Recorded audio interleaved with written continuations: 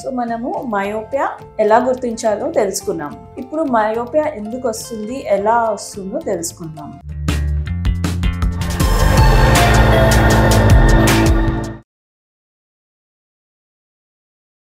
ఒక కెమెరా తీసుకోండి. కెమెరాలో ఒక ట్రాన్స్పరెంట్ ప్రొటెక్టివ్ ఫిల్మ్ ఉంటుంది, ఫోకసింగ్ లెన్స్ ఇంకా డయాఫ్రామ్ ఉంటాయి, వెనకాల ఒక సెన్సిటివ్ ఫిల్మ్ ఉంటుంది. ఈ 3 లేయర్స్ అనేవి ఒక క్లియర్ ఇమేజ్ ఫామ్ చేస్తాయి. సిమిలర్గా మన ఐలో కూడా ఒక ట్రాన్స్పరెంట్ లేయర్ ఉంటుంది, దాని వెనకాల ఫోకసింగ్ లెన్స్ ఇంకా ఐరిస్ ఉంటాయి. ఈ 2 లేయర్స్ ఒక క్లియర్ ఇమేజ్ రెటినా అనే ఫిల్మ్ పైన ఫామ్ చేస్తాయి. సో ఈ ట్రాన్స్పరెంట్ లేయర్ కార్నియా అంటాం. దీంట్లో ఏదైనా షేప్ చేంజ్ అయినా, ఈ ట్రాన్స్పరెంట్ ఫోకసింగ్ మెకానిజం అంటే లెన్స్ ఐరిస్లో ఏమైనా ప్రాబ్లం వచ్చినా, ఆర్ మన కనుగుడ్డు లెంత్ ఎక్కువగా పెరిగిపోయినా, ఏజ్కి రిలేటివ్గా ఎక్కువగా ఐబాల్ లెంత్ పెరిగిపోయినా మయోపియా వచ్చే ఛాన్స్ ఉంది. మయోపియాలో దూరం వస్తువులు మసగ్గా అయిపోతాయి, దగ్గర వస్తువులు క్లియర్గా కనిపిస్తాయి.